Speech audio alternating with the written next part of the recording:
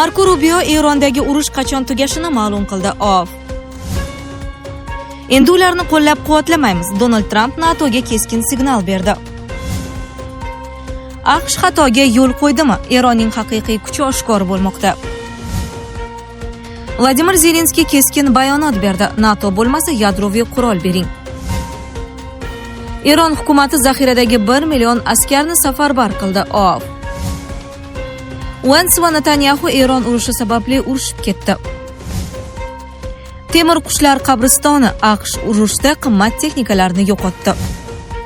Dunyo siyosatini biz bilan faol kuzatib borayotgan tomoshabinlarga assalomu alaykum.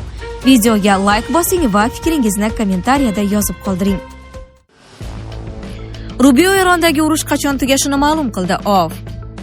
AQSh davlat kotibi Marko Rubio G7 tashqi ishlar vazirligiga Eron bilan urush yana 2 haftadan 4 haftagacha davom etishini aytdi. Bu haqda Ekos manbalarga tayanib xabar berdi. Shuningdek, u hamkasblarni AQSh Eron bilan to'g'ridan-to'g'ri jiddiy muzokaralar o'tkazishga yaqin ekaniga ishontirdi. Uning so'zlariga ko'ra, hozirda Washington Tehron bilan faqat vositachilar orqali muloqot qilmoqda. Shu bilan birga Rubio muzokaralar sekin sur'atda davom etayotganini qo'shimcha qildi. Vositachilarga Eron rasmiylari bilan muloqot qilish qiyin, chunki ular o'z hayotiga xavf tug'ishidan qo'rqishmoqda, dedi davlat departamenti rahbari. Ular kuzatuvga tushish va yo'q qilinishdan qo'rqib o'z telefonlaridan uzoqroq turishibdi, deya Rubioning so'zlarini keltiradi Ekos. Muzokaralarda ishtirok etgan AQSh vakilining qo'shimcha qilishicha, Washington Tehronda aslida kim qaror qabul qilayotganiga ishonch komil emas. Uning so'zlariga ko'ra, AQSh bilan rasmiy muzokaralar o'tkazmoqchi bo'lgan 2 eronlik amaldor bor, ammo ularga yuqori rahbariyatning roziligi kerak. G7 davlatlari tashqi ishlar vazirlarining 2 kunlik uchrashuvi 26-27 mart kunlari Parijda bo'lib o'tdi. U 7lik va Yevropa ittifoqi a'zolaridan tashqari Braziliya, Hindiston, Janubiy Koreya va Saudiya Arabistoni vazirlarini ham to'pladi. Bu Marko Rubioning Amerika va Isroilning Eronga zarbalari boshlanganidan beri birinchi xorijiy safari bo'ldi. Avvalroq Eron Islom inqilobi qo'riqchilari korpusi urush qachon tugashini, ular hal qilishi, jang maydonidagi shartlar va urushning yakuni Eron qo'lida ekanligi haqida ma'lum qilgandi. Endi ularni qo'llab-quvvatlamaymiz. Donald Trump NATOga keskin signal berdi. AQSh prezidenti Donald Trump NATO Eronga qarshi urushda Washingtonni qo'llab-quvvatlamay xato qilganini ta'kidladi. U mazkur bayonotni Mayamidagi investitsiya forumida aytdi. Menimcha, NATOning bu operatsiyada ishtirok etmasligi aql bovar qilmaydigan xato bo'ldi, dedi u. Trumpning so'zlariga ko'ra, AQSh o'z ittifoqchilarini himoya qilish uchun katta mablag' sarflamoqda. Ammo Washington endi NATOni qo'llab-quvvatlash masalasini qayta ko'rib chiqishi kerak. Biz har doim NATO bilan birga bo'lganmiz, ammo ularning harakatlaridan kelib chiqib, menimcha endi unday qilmasligimiz kerak bo'ladi, deb ta'kidladi AQSh prezidenti. Avvalroq Donald Trump dunyo iqtisodiyotini bo'g'ib qo'ygan Hormuz bo'g'ozini ochish va Eronga qarshi global harakatga qo'shilish borasida ittifoqchi davlatlarga so'rov yuborgan edi. Yevropa davlatlari esa rad javobini bergan. Bugungi kungacha ushbu operatsiyaning qanday muvaffaqiyatga erishishi bo'yicha ishonchli reja mavjud emas. Washington biz bilan maslahatlashmadi va Yevropa yordami zarurligini aytmadi. Urush davom etar ekan, biz Hormuz bo'g'ozida harakatlanish erkinligini harbiy vositalar bilan ta'minlashda ishtirok etmaymiz, deganda o'shanda Germaniya kansleri Merz. AQSh xatoga yo'l qo'ydimi? Eronning haqiqiy kuchi oshkor bo'lmoqda. AQSh ishonch bilan tasdiqlay oladiki, AQSh va Isroilning Eronga qarshi urushi boshlanganidan beri Eron raketa arsenallarining faqat taxminan 3 dan biri yo'q qilingan. Bu haqda 27-mart juma kuni Reuters agentligi Amerika razvedkasi ma'lumotlaridan xabardor bo'lgan 5 manbaga tayanib xabar qildi. Agentlik suhbatdoshlarining aytishicha, Eron raketalarining yana taxminan 3 dan biri taqdiri to'liq aniq emas. Ular shikastlanganmi, yo'q qilinganmi yoki bombardimonlardan so'ng bunkerlar va tunnellarda vayronalar ostida qolib ketganmi? Bu noaniq. Reuters manbalaridan biriga ko'ra, AQSh va Isroil zarbalari natijasida Tehron ixtiyorida bo'lgan dronlarning ham 3 dan 1 qismi yo'q qilingan. Shu bilan birga razvedka bahosiga ko'ra, Eron hali ham hujumlar uchun yaroqli bo'lgan sezilarli miqdordagi raketa zaxirasiga ega, deb yozadi agentlik. Janglar tugagan taqdirda esa mamlakat shikastlangan yoki vayronalar ostida qolib ketgan raketalarning ayrimlarini qayta tiklashi mumkin. Reuters ta'kidlashicha, AQSh Eronda urush boshlangan paytda qancha raketa bo'lgani haqida razvedka ma'lumotlarini oshkor qilmagan. Isroil harbiy qo'mondonligi vakillari esa Tehron ixtiyorida Isroil hududiga yetib bora oladigan 2500 ta ballistik raketa bo'lganini bildirgan. Bundan bir kun oldin AQSh prezidenti Donald Tramp Vazirlar Mahkamasi yig'ilishida janglar tufayli amalda yopilib qolgan Hormuz bo'g'ozi va neft narxlarining keskin oshishi haqida gapirar ekan. Eronda juda kam raketa qolganini, ammo buning o'zi yetarli emasligini aytgan edi. Biz ularning raketalarning 99% ni yo'q qilganimizni aytyapmiz. 1% ham qabul qilib bo'lmaydi, chunki 1% bu 1 milliard dollarlik kema korpusiga urilishi mumkin bo'lgan raketa degani, dedi prezident. Iroq urushi faxriysi va Demokratik partiya a'zosi Seth Moulton Reuters bilan suhbatda Trampning Eron arsenali deyarli to'liq yo'q qilingani haqidagi bayonotlarini rad etdi. Agar Eron aql bilan ish tutgan bo'lsa, u o'z imkoniyatlarining bir qismini saqlab qolgan. U bor narsaning hammasini ishlatmayapti va u pistirmaga tayyorgarlik ko'rmoqda, deydi siyosatchi. Tez hojatga chiqish, hojat chiqarishda qiynalish, kechasi uxlay olmaslik bu oddiy shamollash emas. Bu prostata muammosi. Agar bugun e'tibor bermasangiz, ertaga og'riq ham, asorat ham kuchayadi. Vulkan 100% tabiiy, kuchli tabobat inomi. Prostata bezidagi yallig'lanishni kamaytiradi, ichki yo'llarni tiklaydi, erkaklik quvvatini kuchaytiradi. Bir qaror hayotingizni o'zgartiradi. Sokin hayot kechirasiz yoki yana qiynalishda davom etasiz. Tanlov sizniki. Hozirroq qo'ng'iroq qiling va 30% chegirmaga ega bo'ling. Vladimir Zelenskiy keskin bayonot berdi. NATO bo'lmasa yadroviy qurol bering. Ukraina prezidenti Zelenskiy g'arb davlatlari Ukrainaga xavfsizlik kafolatlari doirasida yadro quroli berishi kerakligini aytdi. Bu haqda Politika Strani Telegram kanali xabar berdi. Uning ta'kidlashicha, Rossiya yadro davlat bo'lgani uchun ko'pchilik bu davlat bilan urushda g'alaba qozonish qiyin deb hisoblamoqda. Ukraina uchun qanday xavfsizlik kafolatlari bo'lishi kerak? NATOmi, yadro qurolimi? Unda bizga ochiq aytishsin. Biz sizga NATO ham beramiz, yadro quroli ham beramiz, deb ta'kidlagan Zelenskiy.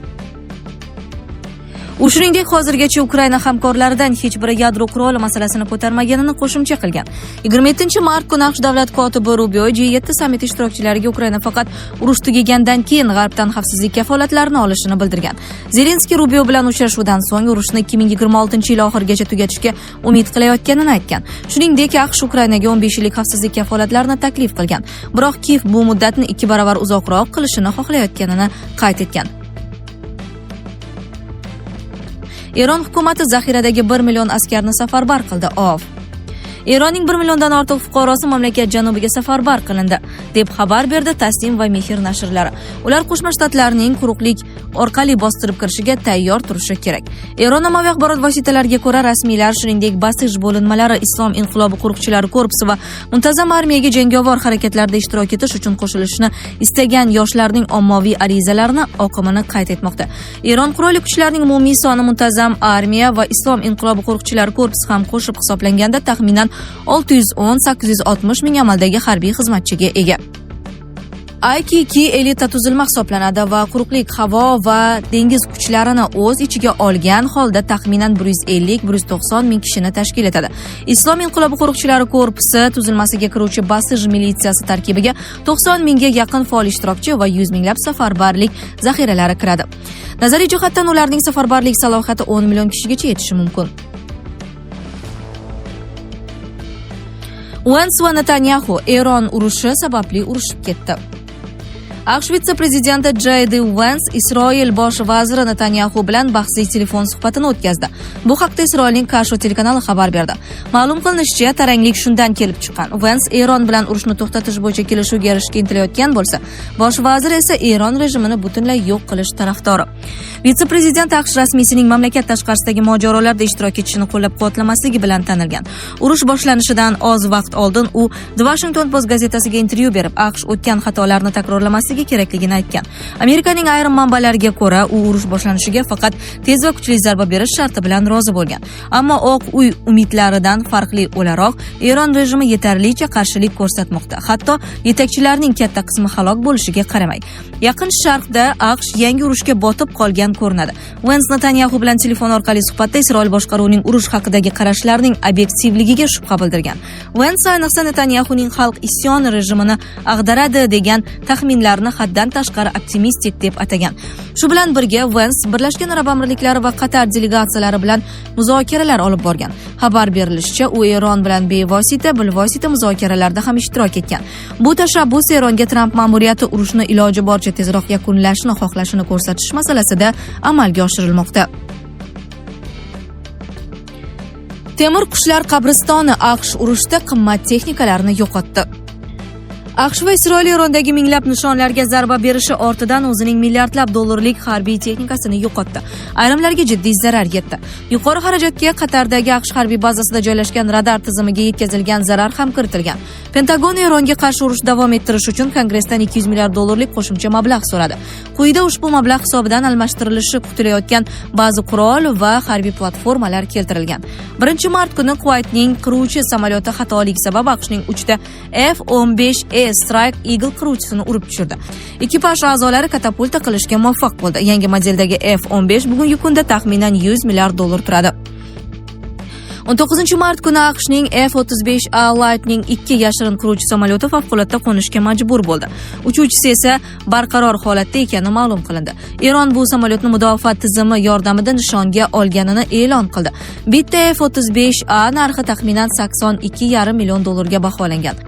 12-mart kuni AQSh harbiy havo kuchlariga tegishli KS-135 Strana tanker yonilg'i quyuvchi samolyoti Iroq osmonida boshqa KS-135 bilan to'qnashib ketib halokatga uchradi.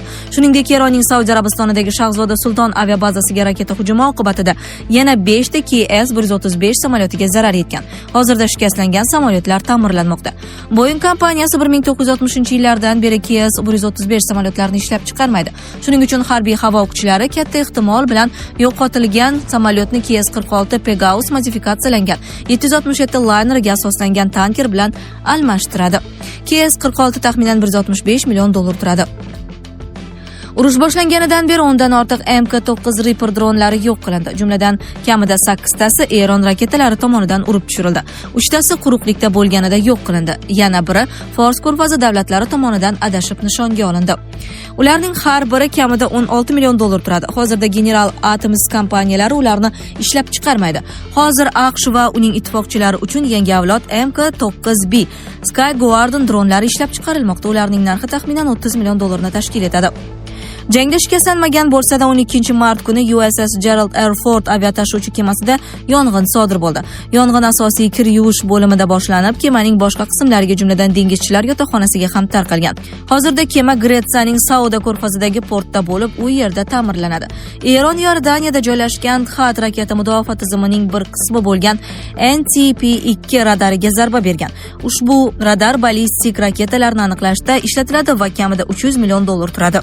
Shuningdek, Eron, Qatar, Birlashgan Arab Amirliklari, Iordaniya, Bahrayn, Kuvayt, Saudiya Arabistonidagi radar, aloqa va havo mudofaasi tizimlariga, jumladan Qatarning Al-Udayd aviabazasidagi ANPAPS 132 erta ogohlantirish radariga ham hujum qilib shikast yetkazgan. Bir vaqtning o'zida bir nechta nishonni kuzata oladigan bu radar taxminan 1 milliard dollar deb baholanadi. Sizlarga yetkazmoqchi bo'lganlarimiz shulardan iborat edi. Dunyo yangiliklaridan uzoqlashmang.